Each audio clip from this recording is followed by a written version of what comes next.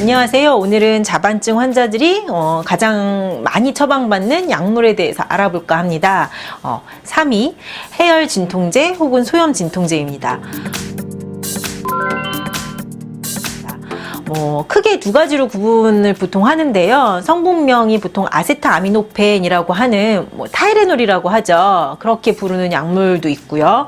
혹은 우리 브루펜 시럽이라고 많이 들어보셨죠? 그렇게 부르는 이부프로펜 계통의 약물을 많이 처방을 받으십니다. 이런 약물들이 처방이 되는 이유는 자반증의 대표 증상이 피부에 붉은 반점도 있지만 이제 복통이나 관절통이 동반된다는 것이죠. 이러한 통증을 완화하기 위해 이제 처방을 받으시게 됩니다. 복통이나 관절통의 통증이 심하다면 이러한 약물들로 증상 완화를 위해 사용하는 것도 필요합니다. 괜찮습니다. 단 체질을 고려해서 약물을 선별하는 것이 보다 좋겠죠. 자반증의 유발 원인에는 약물로 인한 반응으로 발병할 수 있다라고도 알려져 있는데 아마도 이는 체질을 고려하지 않은 약물의 사용으로 인한 경우인 것 같습니다. 실제로 통계상 아세트아미노펜, 타이레놀류가 자반증을 유발시키는 대표적인 약물이라는 보고도 있기 때문에 체질을 고려해서 아무래도 선별을 하여 복용을 하시는 것이 필요합니다. 자반증 환자들이 가장 많이 처방받는 약물 리스트 2위 항히스타민제입니다. 항히스타민제는 우리가 보통 비염, 두드러기 같은 각종 알레르기 질환에 처방이 되는 약물이죠. 검사상 뚜렷이 없는 자반증을 알레르기성 자반증이라고 일컫는데요. 그런 의미에서 항히스타민제를 처방을 받게 되는데 히스타민을 억제시켜서 알레르기 반응을 조절하는 항히스타민제로는 경험상으로 봤을 때 자반증에 크게 유효하진 않습니다. 자반증 환자분들이 많이 처방받는 약물 리스트 1위 스테로이드입니다.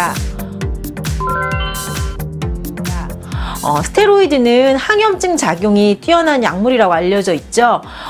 면역 세포들의 기능을 조절해서 면역 억제, 항염증 작용을 하는 대표적인 약물입니다. 자반증이 혈관에 염증이 일어남으로 인해 피부에 붉은 반점이 나타나는 증상이기 때문에 스테로이드를 복용하면 그 약물의 항염증 작용으로 인해 자반증 증상이 좋아질 수 있습니다. 하지만 스테로이드가 체질에 맞지 않는 경우도 있고요. 그럴 경우 증상 호전 정도가 이제 미비하기도 하고, 혹은 체질에 맞는 사람이 사용하더라도 스테로이드 복용을 줄이거나 중단할 경우 많은 경우 탈스테로이드 현상, 이제 스테로이드를 줄이거나 중단하였을 때 증상이 악화되는 그러한 경험을 할 수 있습니다. 그리고 이제 그럼으로 인해 증상이 장기화되거나 만성화되기도 하죠.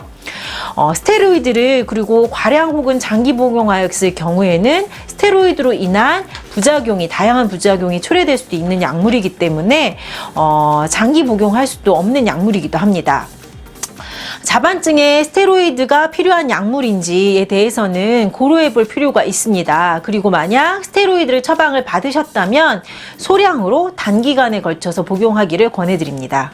이 밖에도 이제 복통이 동반될 때 처방되는 제산제나 혹은 정장제 혹은 항경련제 등도 있을 수 있고요.